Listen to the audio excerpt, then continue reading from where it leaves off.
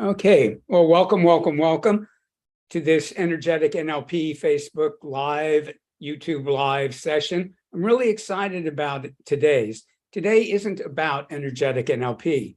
I also want to be interviewing people that I think are making a significant difference in the world and that can really help many of you. And the focus today is particularly on those of you who are either writing a book, have written a book, or like so many people, you want to write your book. And my guest today is the person who can really help you with all of this. So Teresa de Grosbois is a new friend of mine. She's the head of the Evolutionary Business Council, one of the founders of it, I should say. And I'm a member of that organization, incredible organization for conscious entrepreneurs who want to make a difference in the world. And I highly recommend it to any of you that's a fit for you. And she's also a best-selling author, like I think 4 times in 7 different countries, so like an international best-selling author. And besides her own success, she coaches people and helps people become best-selling authors. In fact, my writing coach was trained by Teresa.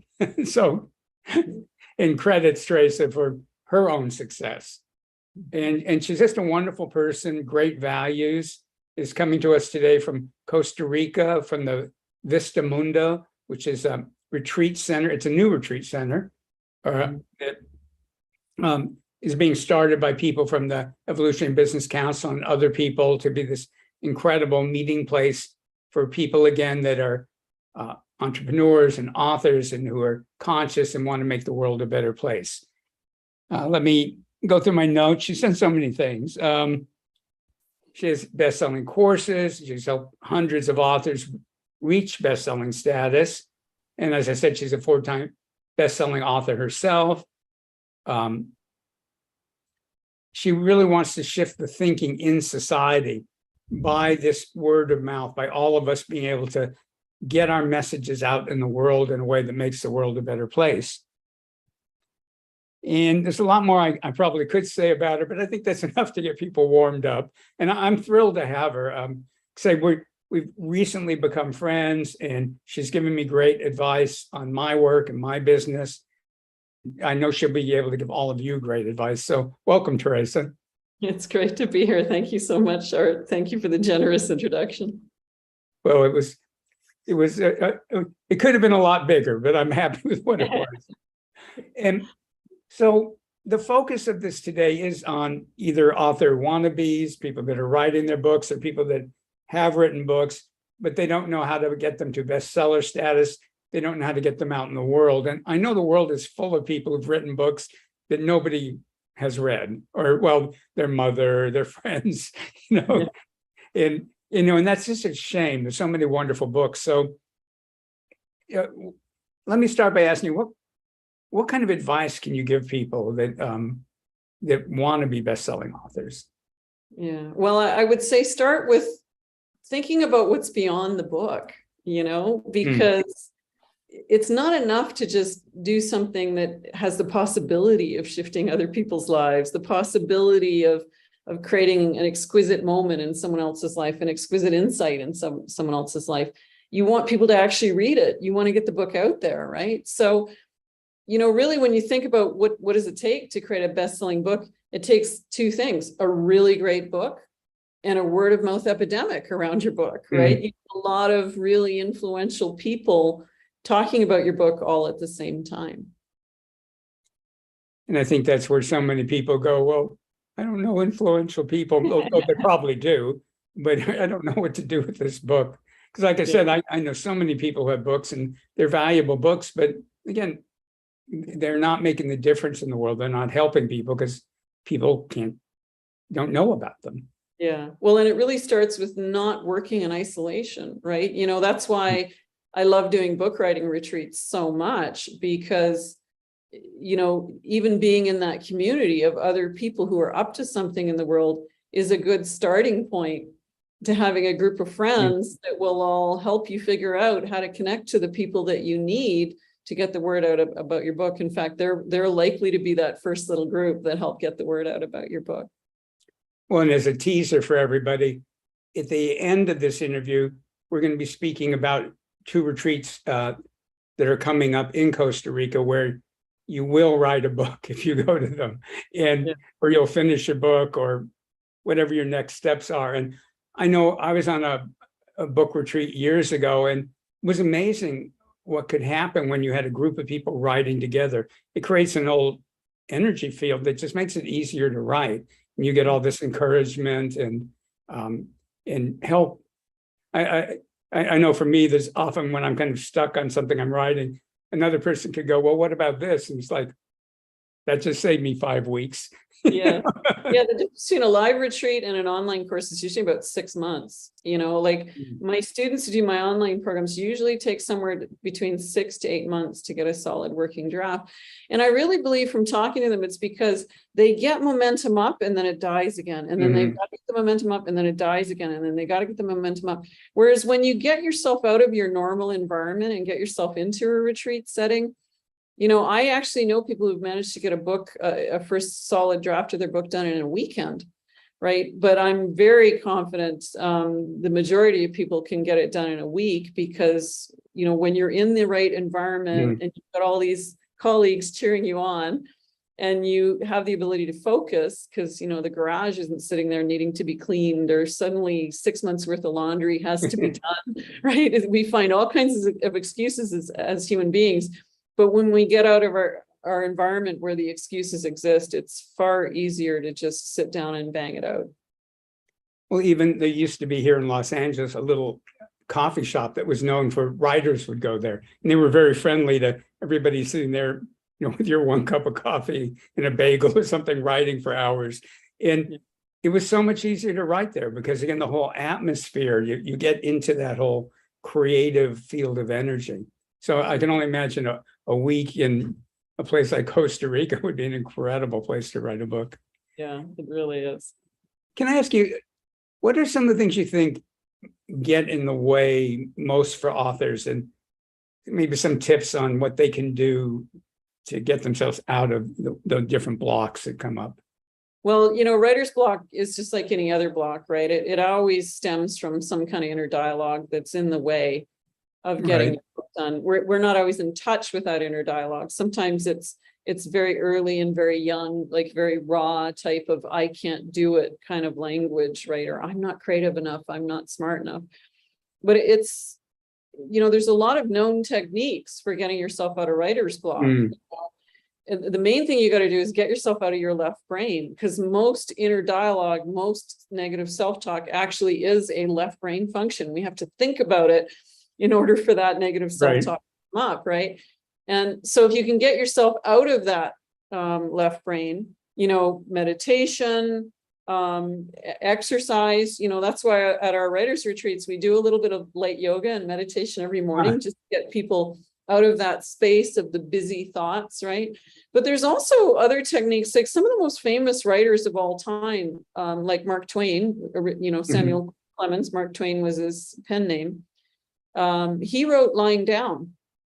Really? And research now shows that if you can get your body prone, it changes the blood flow to the brain and will help disengage the left brain and actually re-engage the creative centers of the brain, which is what we really need to create newly and get, pen to paper, get onto the page, which is why one of the reasons at our writers' retreats, we always give everyone like a lounge or a yoga mat next to the writing station. And if they get blocked, we tell them, lie down for 5 minutes and clear your mind. Stop thinking about the project and let the busyness go out of your head until creativity comes, and then get up and start writing again. And it's amazing, like you would think taking a 5-minute break to lie down would be counterproductive. It actually opens up the floodgate and usually gets the writing process going quite nicely. I love that. And that's an assignment I can gleefully do, that like, oh, go lie down for 5 minutes. And now that you mention it, I have a balcony deck with a lounge chair in it. And sometimes if I got really stuck, I would just go lie there for 5 minutes. And I hadn't, but I wasn't doing it consciously or deliberately. So now I will. Yeah. It's one of the best things you can do. anything that tunes you into your creative centers. I keep a little sign by my computer. So when I get stuck or overwhelmed, I put myself into more of a meditative state through breathing exercises, through consciousness. If I need to lie down, and then I look at this sign to let my higher consciousness dictate what's the next thing I need to do to unblock myself, to get past the overwhelm, to get back into flow of writing or whatever it is I'm working on. Well, I would imagine too in the retreat, whether it's overtly done or just kind of woven into it, there's a lot of work on mindset and attitudes. And so I mentioned Debbie Dashinger, who is my writing coach who trained with you. When I first met her, I went, I like writing. I hate rewriting. I mean, I absolutely hated it. And we had a conversation around it, and she got me to look at it completely differently. And now I actually can enjoy rewriting, which is like even when I say this, like, I enjoy rewriting. I mean, I used to like hate it, but it was all like a belief structure in my mind, you know? Yeah, exactly. We do a lot of inner work. We actually do inner child work. Because if you can get into that fun play space of like, writing is creating something really neat, let's make this fun, right? Because you want that fun to pour out into your work, whether you're writing fiction, science fiction, biography, autobiography, self-help, doesn't matter what genre you're writing in. The more fun and lively your work is, the more engaging it's going to be to your reader, right? So when you can get into that attitude of play, you know, first in just dumping it out, but then in smithing it into something really beautiful, you know. And we actually get our participants at the writers' retreats to work together. So like we teach you how to edit in a really compelling way, and then you edit each other's work, because it's much easier to actually look at someone else's work and give suggestions than it is to look at your own work and figure out what needs to be done. Oh, that makes some, because people will sometimes ask me to look at something, and that is easy. My own is quite different. And I love the inner child work, because, you know, when you think about it, little kids, they're drawing, they're writing all the time. I mean, they want to do it, you know? Yeah. So that's still inside of us, you know? Yeah. Well, and the neat thing about doing inner child work, we do a lot of inner child work in the Evolutionary Business Council in general, but research now shows that most human beings create their most significant negative self-talk, their biggest limiting beliefs, around the age of 2, when we're first learning language, right? So when you can sort of access that inner child in you and make peace with some of those early failures you had in life, it's easy to short circuit past all that negative self-talk that you've got coming up, because it's just a 2-year-old version of you that's feeling really insecure or capable. But you're an adult now. You don't need to let the 2-year-old drive the bus, right? We actually give your inner child a new job. Your inner child is no longer in charge of ringing the alarm bells or telling you can't do it. Your inner child is in charge of cheering you on or reminding you to have fun. So we have a lot of fun in the process doing it. Well, that makes total sense. And in NLP and energetic NLP, we do a lot of work with both giving the inner child different healing and giving them different things to do, like you're saying. So that makes total sense to me. How was it for you, your personal journey? Was it easy for you to write, or did you have to? Yeah. You know, I think like anyone, you know, I'm still a human being. I still struggle with writer's block. And, you know, the first book took me the longest. But you know, writing is a skill. And once you start realizing there are formulas to how you write, there are definite techniques to make a book more compelling. And once you've sort of looked at enough works and edited enough works and start to realize, oh, there's things we can do that make a book far more successful, then that tends to be the way you start to just naturally write, you know. And it's neat to see with some of my students where, you know, their first chapter is usually an utter mess, and that's normal in the industry. We have a technical term in the industry, we call it the shitty first draft, pardon my language. That is a technical term. And you know, usually the first chapter or two really needs a substantive edit. And then by the third chapter, it'll come in and it's like, actually, this one's pretty good. because they looked at a lot of what I did with the first few, and they started writing differently. And then by the fourth and fifth chapter, it's like, wow, I hardly have to change anything. They really did a good job in what they wrote here. But it all comes down to having a really good structure that you're writing with, and just understanding some basic principles that make the writing of it very easy and very compelling.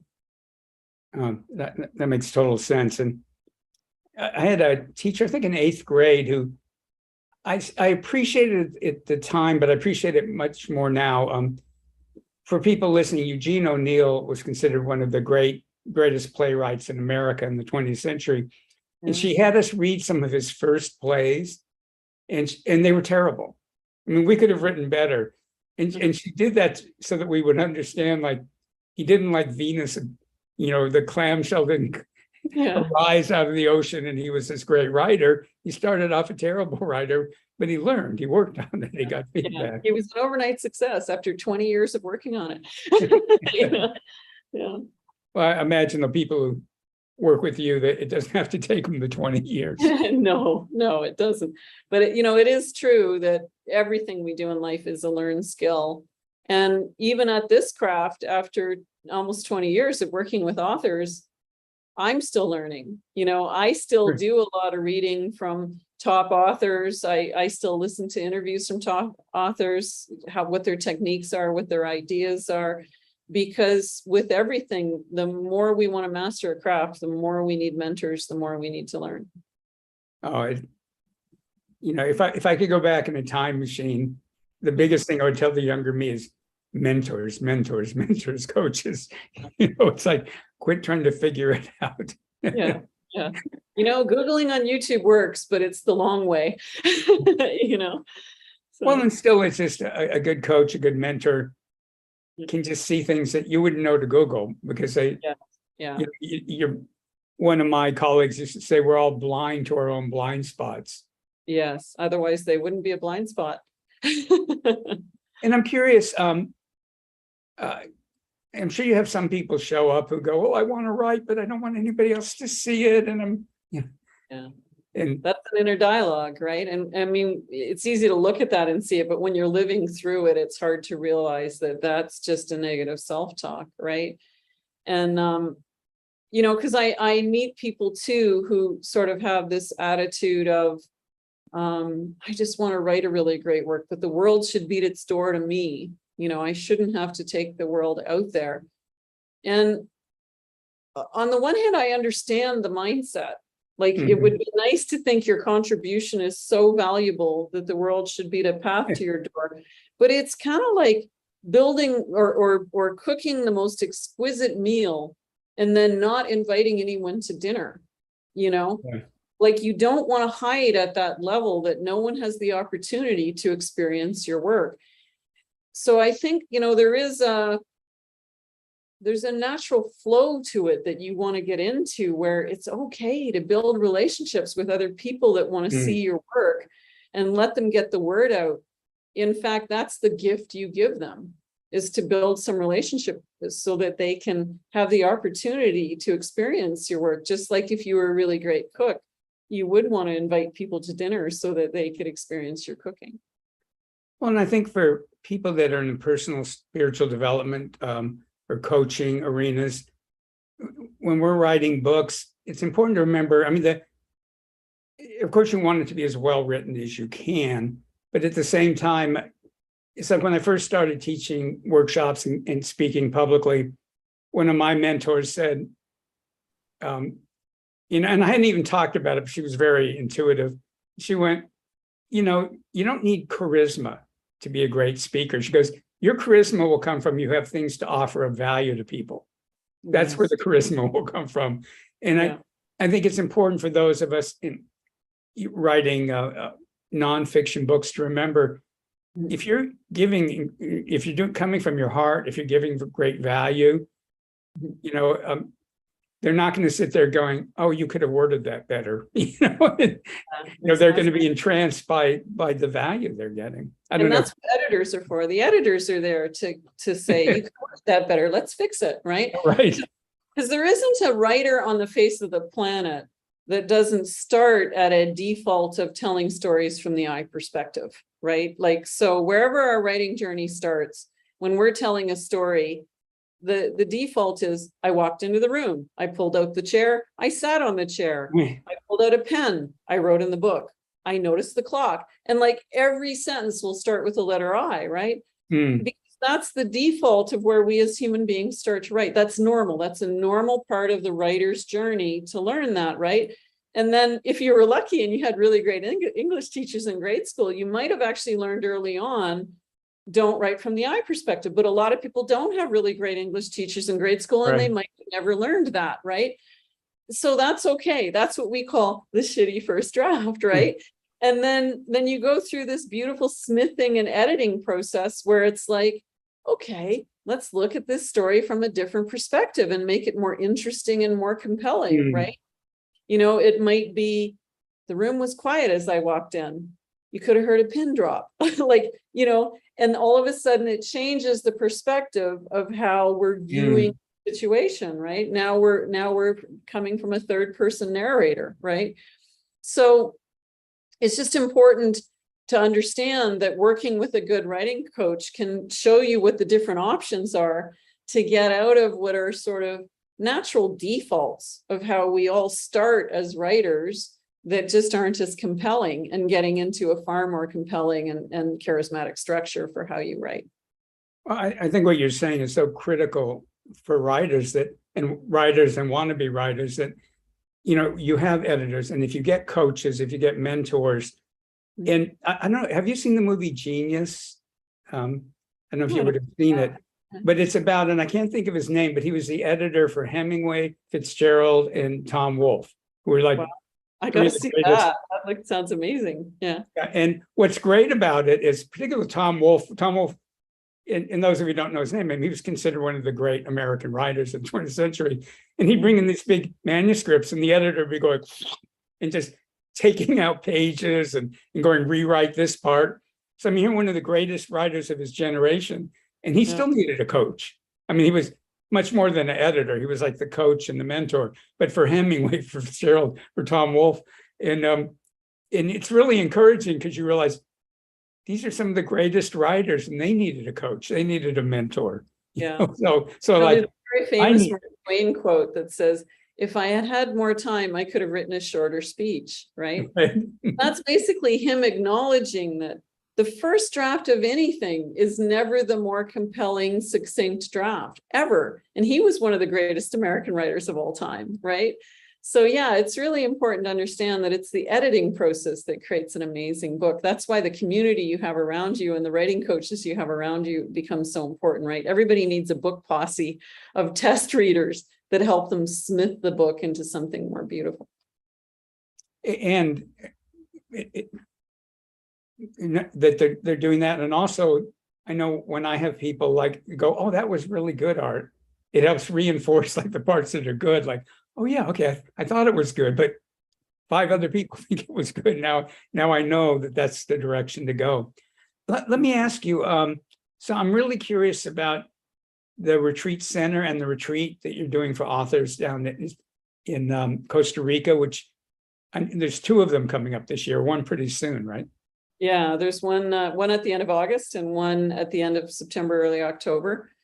You know, we decided that a great way to launch our retreat center would be to go back to our roots and do some book writers retreats. So I'm co-hosting this with Pam Bain, who's my business partner, but also an exquisite writing coach. She's my writing coach. So when I need to make my own writing better, I work with Pam Bain because she's just excellent at it. Pam's amazing.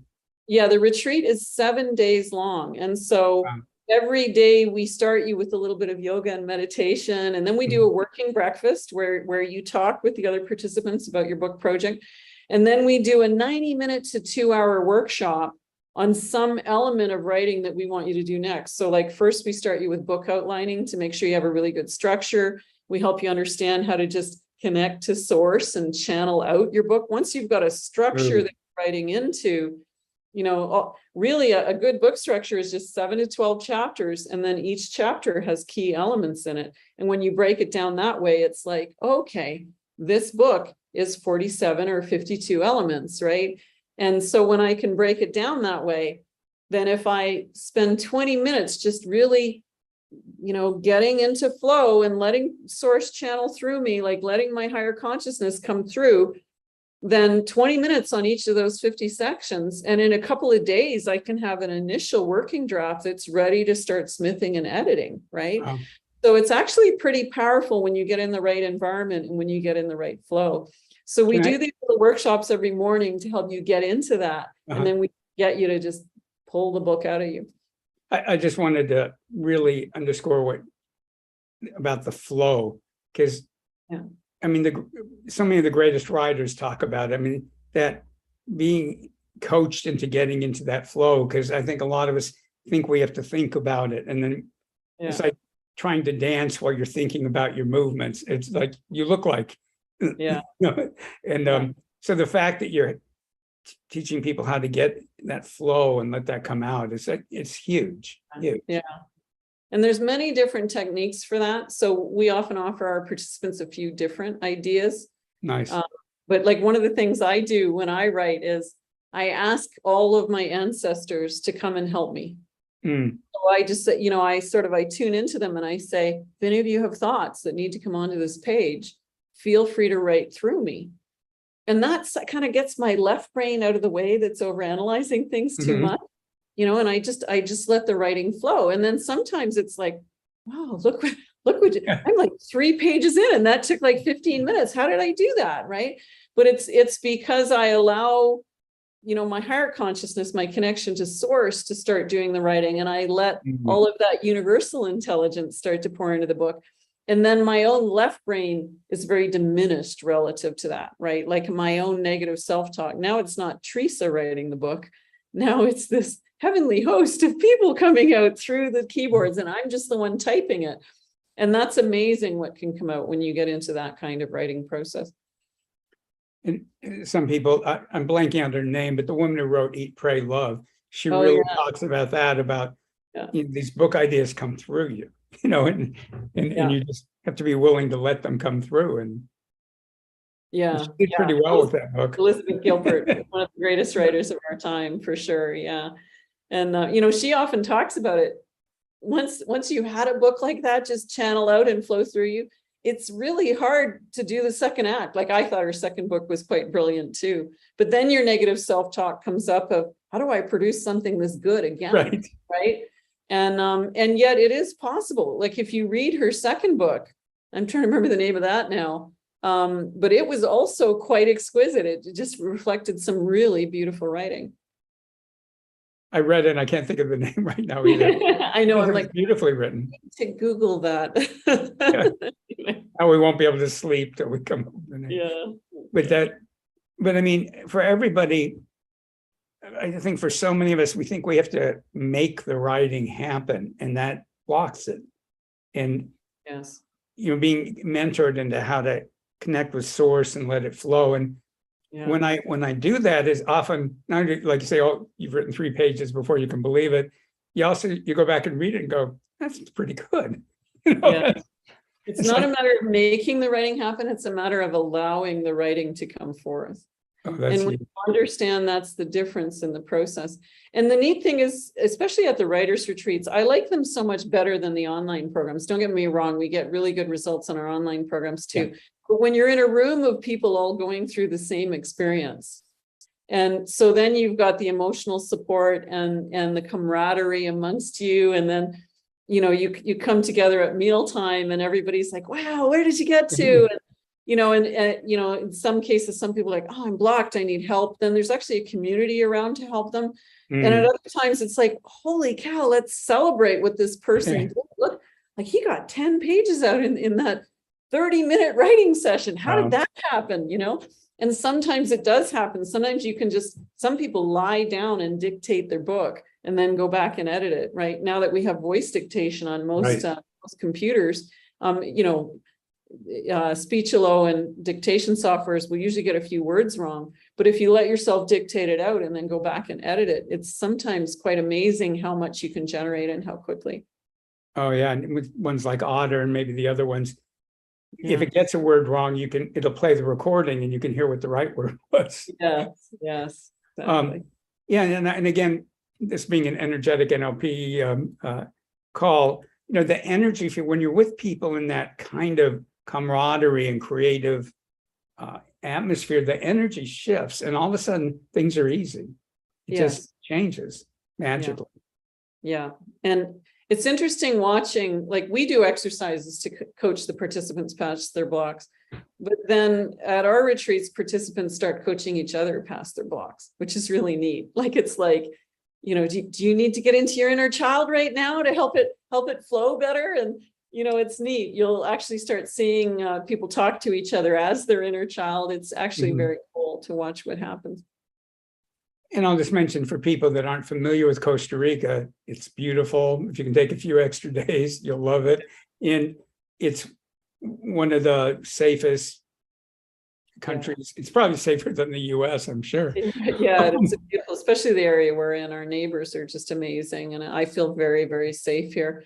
I wake up a lot of mornings and there's monkeys out my window, but once a week, there'll be little white-faced capuchin monkeys out my windows, are toucans. So it's pretty neat. It's pretty magical where we live. We're about halfway between the biggest airport in San Jose and the coast. So it's easy driving distance if you want to stick around an extra day and do a beach day, or we've got some beautiful waterfalls within an hour drive of us. Ooh, nice. We're going to see. I'm a waterfall girl. I far prefer to go standing under a waterfall than going to a beach, but everybody's got different things that they prefer. So if you come down, stay a little longer, because there's some really cool things to do in the area. And it's a whole community that's forming there, correct? Yeah, we're actually at the very early stages of building a whole intentional conscious community here in Vista Mundo. So Vista Mundo is actually the broader community, and then the retreat center is Vista Mundo Retreat Center. So I know that creates a little confusion in moments, but the idea is, we're a community of people coming together. We're building a food forest, and there'll be several retreat centers built in the community by the time all the projects are finished. And it's interesting watching what evolves. I'm not the architect of all of it. We're just sort of seeing what shows up and what gets created. No, that sounds fantastic. And I know so many people are moving to Costa Rica because it's a wonderful place. Yeah, it's pretty amazing. Anything else, any words of inspiration you want to give our budding writers, or our already budded writers who are still unknown? Yeah, well, I would just say, notice if like you're one of those people, because surveys actually show 80% of people say, yeah, I'd love to write a book someday. And if that's you, I invite you to just consider that maybe someday is now, right? As human beings, we tend to push out the see things we want to do in life out into the future somewhere, especially when it's things about the legacy we want to leave, or the impact we want to have on the world. But life gets so much juicier and so much more fun when we pull it towards ourselves and pull it in and just, dive in and do it now. A book can be a real stepping stone to a whole new life. When I wrote my first book, I couldn't have imagined the journey that would lead me on. I couldn't have imagined as big as my life has become. Never in a million years could I have imagined that I would end up leading an organization of emerging thought leaders from all over the world. But that's the journey that first book put me on. And it's been an amazing ride ever since. Oh, that's fantastic. And, I know that, getting on podcasts and stages, it's like, oh, you have a book, it makes a huge difference and the people you can reach and help. So I hope I'm feeling inspired. I need to I'm finishing my book, so I'm inspired. Maybe you should come down. Yeah. If I can, I would really love to. I have to see if I can work out my schedule. And by the way, I'll put a link in Facebook and YouTube, whatever you're watching on, so you can get all the information about the retreat. And I think it's got a discount, right?